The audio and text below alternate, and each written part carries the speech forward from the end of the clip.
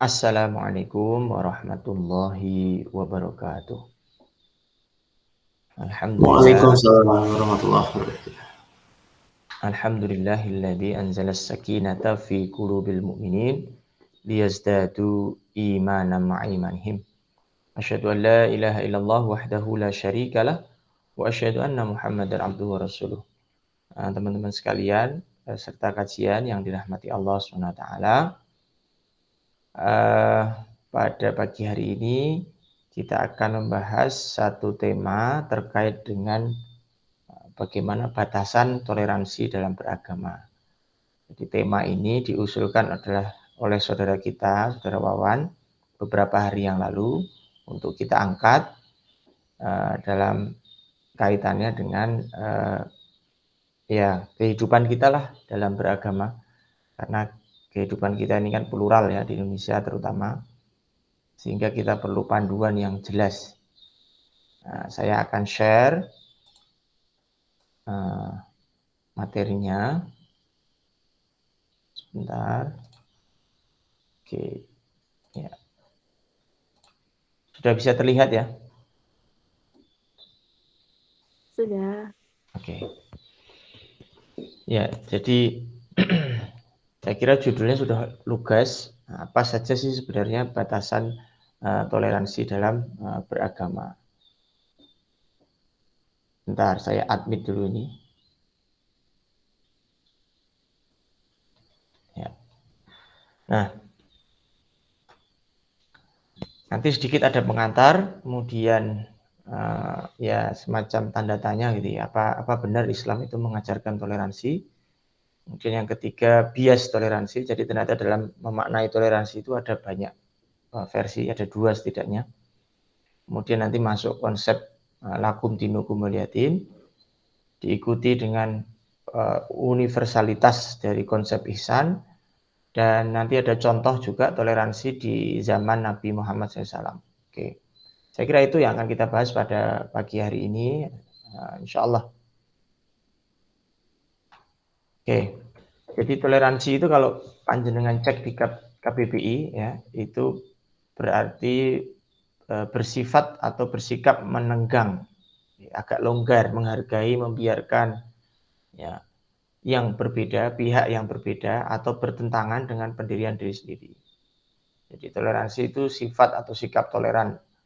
Ya, berarti membiarkan, memberi kesempatan, menghargai, kira-kira begitu.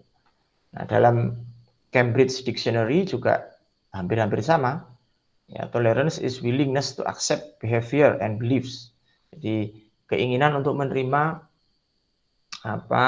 perilaku orang, keimanan atau kepercayaan seorang yang berbeda dengan dirinya, ya, yang berbeda dengan kita.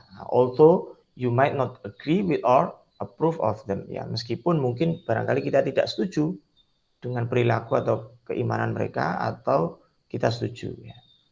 Jadi intinya menghormatilah, ya, keinginan untuk menerima, menghargai. Oke, dari situ kita masuk. Apa benar Islam itu mengajarkan toleransi?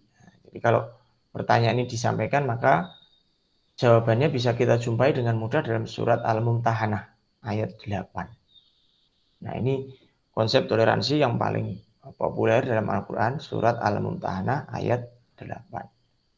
Allah berfirman, A'udzubillahi minasyaitonirrajim. La yanhakumullah, Allah tidak melarang anil ladzina lam yuqatilukum fiddin, terhadap orang-orang yang tidak membunuh kamu di dalam agama, walam yukhrijukum min diyarikum, dan juga tidak mengusir kepadamu, antabarruhum, untuk berbuat baik kepada mereka, wa tuqsitu ilahim, dan berbuat adil kepada mereka. Nah, kalau terjemah Kementerian Agama itu dibalik. Allah tidak melarang kalian berbuat baik dan berbuat adil. Allah tidak melarang kalian untuk berbuat baik dan berbuat adil kepada orang-orang yang tidak membunuhmu dan tidak mengusirmu dari suatu wilayah. Ya. Jadi sepanjang orang yang non-muslim itu tidak membunuh dan tidak mengusir kita, maka Allah tidak melarang kita untuk berbuat baik. Innallaha yuhibbul muqsitin, Allah suka pada orang yang berbuat adil. Jadi berbuat baik kepada mereka ini bagaimana caranya? Misalnya melakukan silaturahmi, ya, mengunjungi, menghormati tetangga yang mungkin non-muslim, kemudian menjamu tamu, ya. Kemudian berbuat adil. Ya, berbuat adilnya seperti apa? Misalnya menunaikan hak mereka. Ya, jadi kalau mereka punya hak yang harus dipenuhi, ya wajib kita tunaikan. Kalau kita bikin appointment dengan mereka, ya harus kita tepati. Kalau ada kaitan dengan hutang piutang, maka harus kita bayar dengan sempurna. Ya, hampir sama dengan keadilan yang kita berikan kepada sesama muslim, ya, karena mereka berhak. Karena mereka berhak. Jadi jelas di dalam Islam ada konsep toleransi.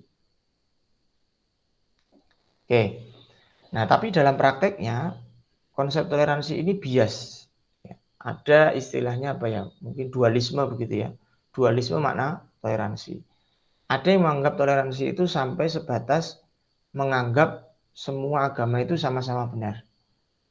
Saya toleran dengan agama A, agama B, agama C, agama D. Karena pada prinsipnya agama A, B, C, D itu semua sama. Gitu. Nah, ini agak bahaya ini. Kemudian yang kedua adalah toleransi yang bermakna membiarkan dan menghargai, tetapi tidak mendukung kepercayaannya, ibadahnya, dan perayaannya. Gitu ya. Nah, masing-masing ada dalilnya. Coba yang pertama tadi, menganggap semua agama benar, itu bisa dibantah dengan firman Allah yang mengatakan a'udzubillahi minasyaitonirrajim innad dina indallahil Islam.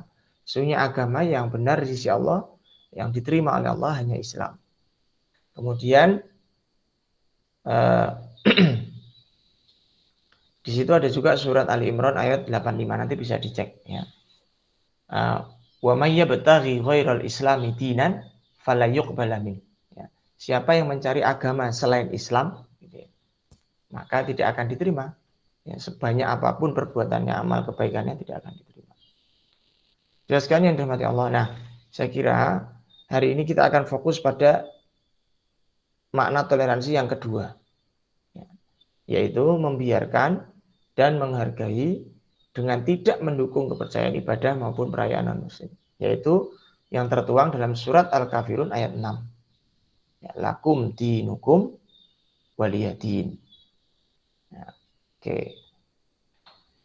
Nah, jadi lakum dinukum waliyadin ini ayat terakhir dari surat Al-Kafirun. Artinya apa? Bagimu agamamu dan bagiku agamaku. Itu arti secara tekstualnya. Nah, dalam tafsir Madinah Munawwarah itu dijelaskan makna ayat itu adalah bagi kalian agama kalian, yaitu kemusyrikan yang kalian yakini, sumonggo, kira-kira begitu. Dan bagiku agamaku, yaitu tauhid dan Islam yang aku yakini dan tidak akan aku ingkari. Gitu. Nah, itu. Kemudian kesimpulannya apa? Bahwa Tuhan yang kita sembah itu nggak sama, kira-kira begitu. Dan ibadahnya juga tidak sama. Bagi kalian, ya agama kalian, orang-orang yang musyrik itu, dan kalian bertanggung jawab atas hal itu. Dan bagi agamaku, bagiku agamaku, dan aku bertanggung jawab juga atas semua itu. Jadi masing-masing kita ini, ya setiap penganut agama itu bertanggung jawab atas agamanya masing-masing, kira-kira begitu. Nah, konsekuensi lakum dinukum waliyadin. Jadi lakum dinukum waliyadin itu mengandung setidaknya, menurut saya ada 3 konsekuensi. Yang pertama adalah tidak tasyabuh. Nah, tasyabuh itu menyerupai.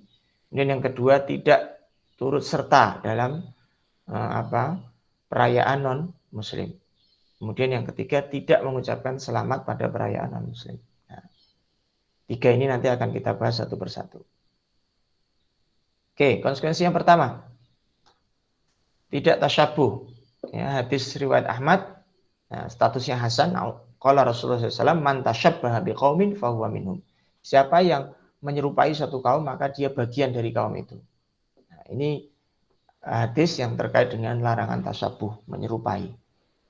Nah, tasyabuh itu ukurannya bagaimana? Ukurannya adalah jika kita ini melakukan sesuatu yang menjadi kekhususan orang yang ditiru. Jadi kita meniru kebiasaan orang lain, kebiasaan agama lain. Ya, misalnya yang disebut tasyabuh itu, pada orang kafir adalah seorang muslim melakukan sesuatu yang menjadi sesuatu yang khas bagi orang kafir.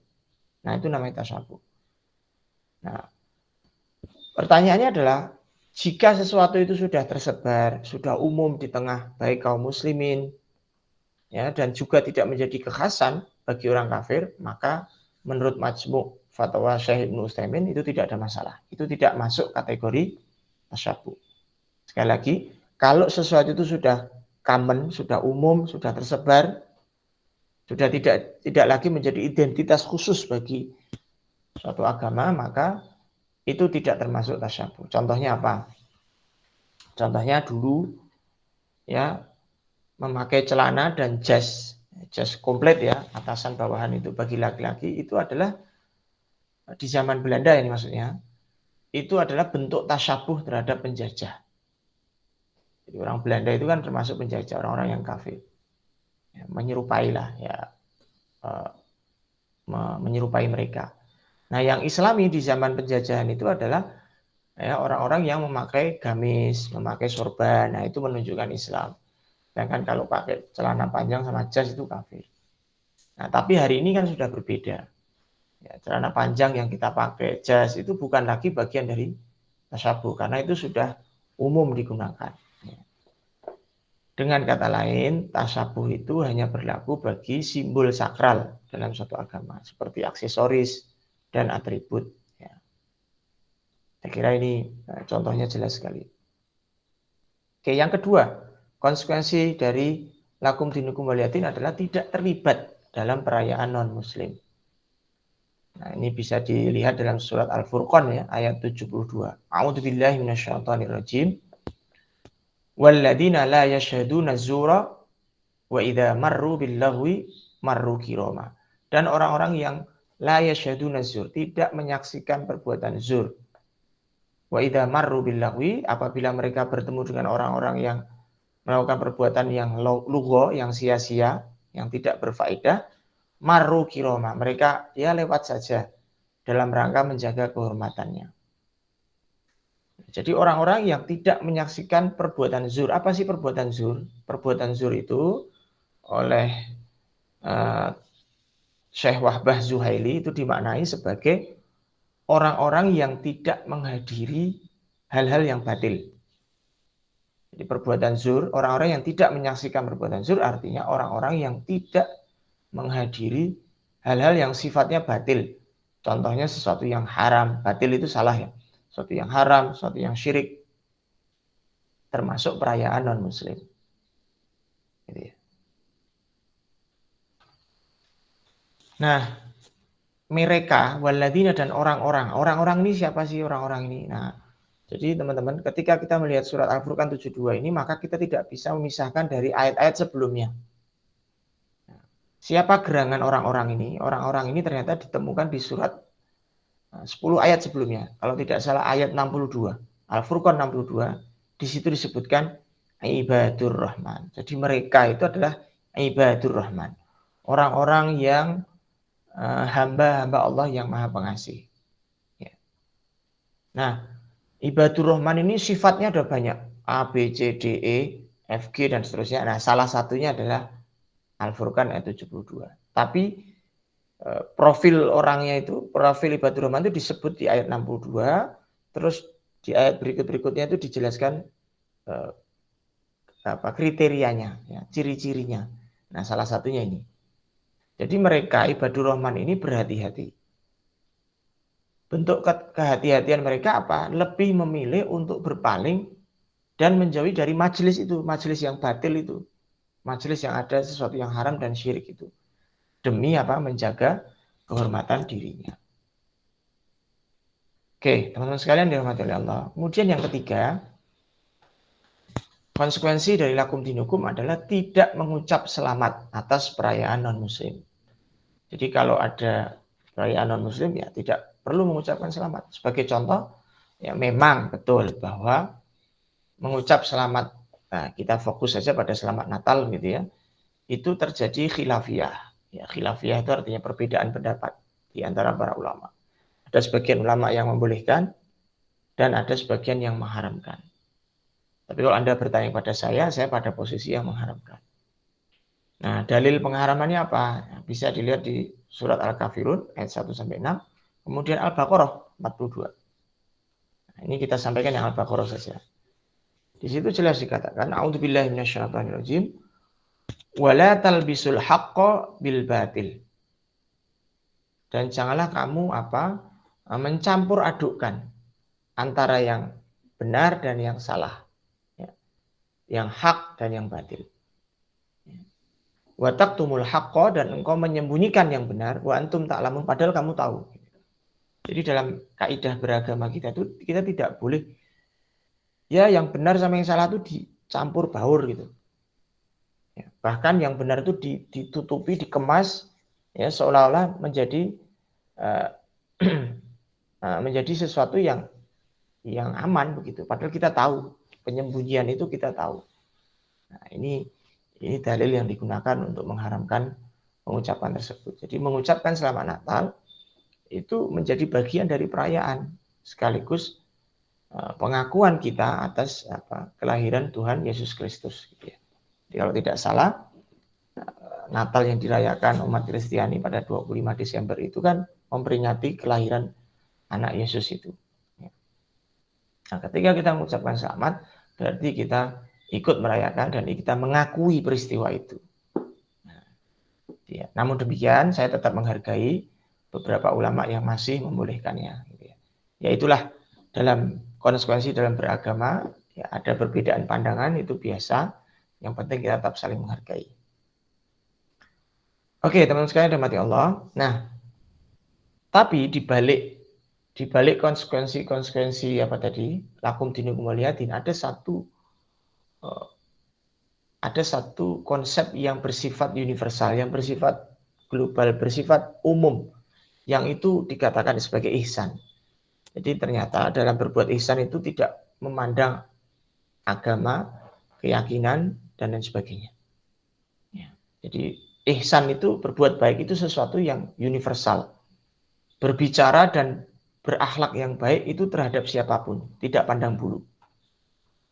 Di dalam Al-Quran surah Al-Baqarah ayat 83 dikatakan, A'udzubillahi minasyaitonirrajim, wa qulu linnasi husna. Dan berbicaralah kepada manusia itu husna, dengan baik. Jadi santun, baik, itu adalah bagian dari ajaran Islam. Gitu ya. Kepada siapa? Kepada siapapun, kepada manusia. Kemudian di dalam hadis riwayat Muslim, qala Rasulullah SAW, innallaha kataba alaikumul ihsan. Sesungguhnya Allah mewajibkan atas kamu al-ihsan, berbuat baik, ala kulli syai', atas segala sesuatu. Jadi kewajiban ihsan yang diberikan Allah kepada kita itu kepada segala sesuatu. Termasuk di dalam penyembelihan ini. Ini kan hadis ini kan sebenarnya juga digunakan di dalam penyembelihan. Fa'idha qataltum, jika kamu ingin membunuh, menyembelih, fa'ahsinu al-qatlata, maka berbuat ihsanlah dalam menyembelih. Dalam membunuh, maaf. Fa'idha qataltum, jika kamu ingin membunuh, fa'ahsinu al-qatlah, maka perbaikilah dalam hal membunuh. Wa idza dabahtum, dan jika kamu menyembelih, fa'ahsinu ad-dibha, maka perbaikilah dalam hal penyembelihan. Ya. Jadi katakan kita misalnya terpaksa berperang. Nah, berperang melawan kafir Quraisy. Kafir Quraisy sudah menyerang, kita menyerang balik, kita membunuh mereka. Nah, membunuhnya pun harus dengan cara-cara yang baik. Tidak boleh dengan cara yang brutal, kira-kira begitu.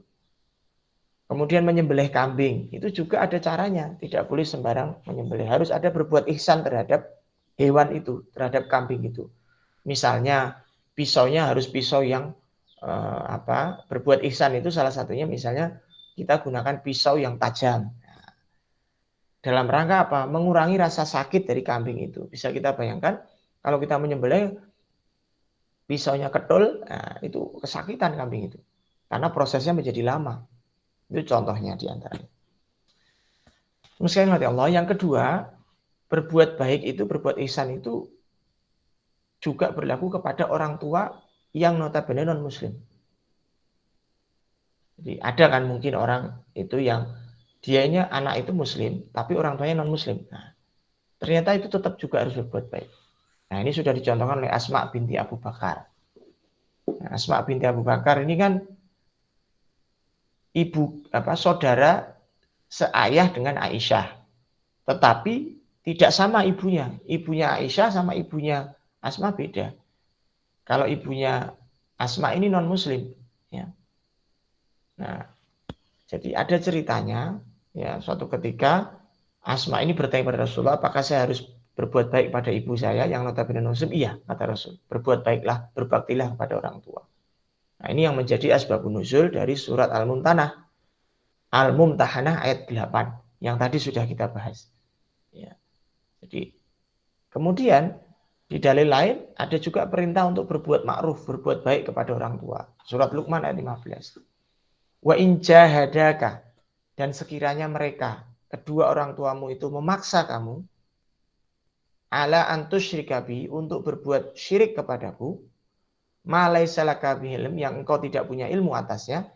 Jadi kalau orang tua kita itu menggiring kita untuk berbuat syirik, tidak menyembah Allah, kira-kira begitu, maka apa yang harus kita lakukan? Fala tuti'huma, maka kamu tidak perlu mentaati keduanya. Wa shahibhuma, dan pergaulilah mereka, ya, artinya berinteraksilah dengan mereka fit dunia, di dunia, ma'rufah, dengan baik, dengan ma'ruf. Jadi intisarinya apa? Yang saya garis merah ini, kalau kita diajak syirik boleh diabaikan. Ya, perintah orang tua kepada syirik itu boleh diabaikan, tapi tanpa mengurangi apa? Sikap ma'ruf, sikap baik seorang anak terhadap orang tuanya. Misalnya orang tuanya minta diantar ke gereja, ya harus diantar. Begitu kita antar, kita kembali, sudah. Itu hanya kepada tugas kita mengantarkan orang tua sebagai bentuk bakti kita kepada orang tua kita. Itu tidak ada masalah. Ya. Itu hubungannya adalah hubungan bakti kita kepada orang tua kita. Teman sekalian dimati Allah. Nah, kemudian yang terakhir sebelum ditutup, sebelum kesimpulan, ada beberapa contoh toleransi di zaman Nabi Muhammad SAW yang barangkali bisa kita jadikan patokan, rujukan, sekaligus contoh teladan gitu kita bersama. Bagaimana hebatnya Rasulullah dalam hal toleransi. Yang pertama adalah Rasulullah ini pribadi yang pemaaf. Beliau memaafkan, bahkan bukan hanya memaafkan, bahkan mendoakan orang yang telah mendoliminya. Nah, ini agak susah kan? Bisa dibayangkan orang mendolimi kita, itu satu dimaafkan sama Rasul, bahkan didoakan. Ya. Allahumma hdi qaumi, ya Allah, berikanlah petunjuk kepada kaumku, fa innahum la ya'lamun, karena sesungguhnya mereka tidak tahu. Jadi sampai segitunya, ya, minta doa agar mereka diberi hidayah. Ini terjadi di zaman Nabi terhadap Bani Thaqif. Bani Thaqif ini kan tinggal di daerah Taif. Nah, daerah Taif ini daerah yang, ya, kalau sekarang sih masih ada salju, ya. Nah, jadi ceritanya ketika Nabi itu sudah ditinggal oleh pamannya, siapa, Abu Thalib, ya, itu kan Nabi terpukul, ya. Kemudian Nabi berusaha untuk mendekati Bani Thaqif. Bani Thaqif ini kan notabene orang-orang kafir yang, ya, cenderung damai lah, ya, cenderung tidak progresif, tidak agresif, sehingga Nabi berpikir untuk berdakwah kepada mereka. Nabi kemudian berusaha berdakwah kepada Bani Thaqif, dan ternyata apa? Oleh masyarakat mereka justru Nabi dilempari batu sampai berdarah. Ya, dalam kisah itu diceritakan malaikat Jibril sempat mendatangi Nabi. Ya, apakah engkau menghendaki mereka mendapatkan balasan langsung dari Allah atas perbuatanmu ini? Kemudian Nabi dengan dalam kondisi yang berdarah-darah itu menjawab, jangan. Ya, jangan, biarkan mereka.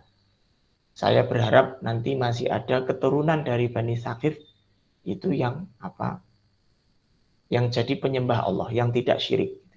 Jadi Nabi itu dalam kondisi yang sudah tersakiti, terdolimi, itu bukan, meskipun sudah ditawari pembalasan itu, Nabi tidak. Justru Nabi mengatakan, siapa tahu besok keturunan dari Bani Thaqif itu ada yang bertauhid kepada Allah, kira-kira begitu. Masya Allah, ini sungguh mulia. Kemudian yang kedua, Piagam Madinah. Jadi setelah Nabi hijrah ke Madinah, itu kemudian disusunlah yang namanya Piagam Madinah. Kenapa? Karena ternyata penduduk Madinah itu tidak semuanya Muslim, masih ada sisa-sisa yang dari orang-orang Yahudi, ya, seperti dari suku Aus dan Khazraj itu. Sehingga bisa dikatakan di Madinah itu masyarakatnya plural, ya mungkin mirip dengan Indonesia. Ya. Nah, Piagam Madinah ini semuanya ada 47 pasal. Nah, kita lihat saja pasal 16.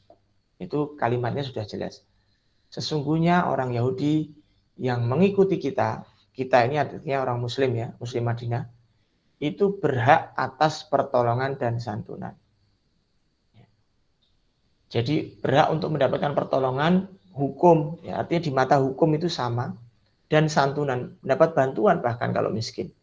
Sepanjang orang-orang mukmin tidak terdolimi dan ditentang olehnya. Nah, ini yang disebut dengan kafir dhimmi.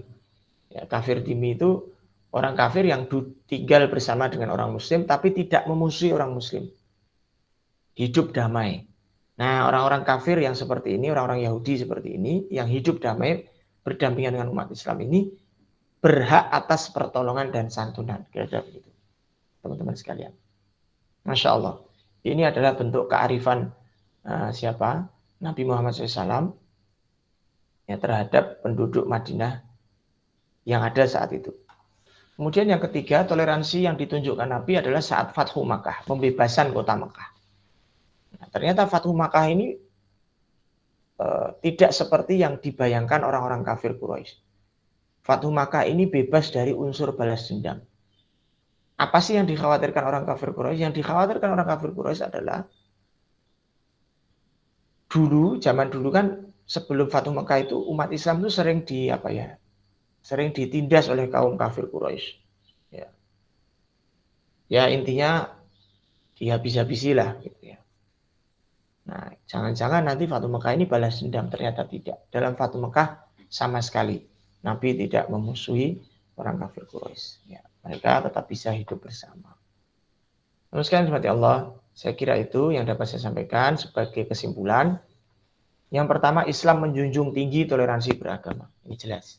Jadi kalau ada yang mengatakan Islam itu tidak toleran, nah itu jelas salah. Kemudian yang kedua, Rasulullah itu adalah figur pemimpin yang toleran. Contohnya ada 3 tadi.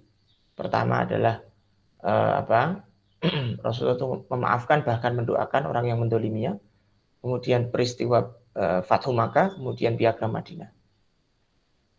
Selanjutnya yang ketiga, bukan seakidah itu tidak berarti menghalangi berbuat ihsan. Orang boleh beda akidahnya, tapi tetap harus berbuat ihsan, berbuat baik kepada sesama mereka. Kemudian yang terakhir, toleransi itu dibenarkan dalam hal muamalah, dalam hal interaksi sosial. Ya, karena memang manusia itu kan makhluk sosial, tidak bisa hidup sendiri. Nah, sepanjang tidak dalam kaitannya dengan akidah dan ibadah, insya Allah itu tidak menjadi masalah.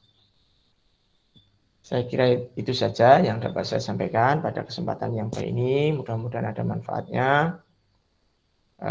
Billahi taufiq wal hidayah. Wassalamualaikum warahmatullahi wabarakatuh.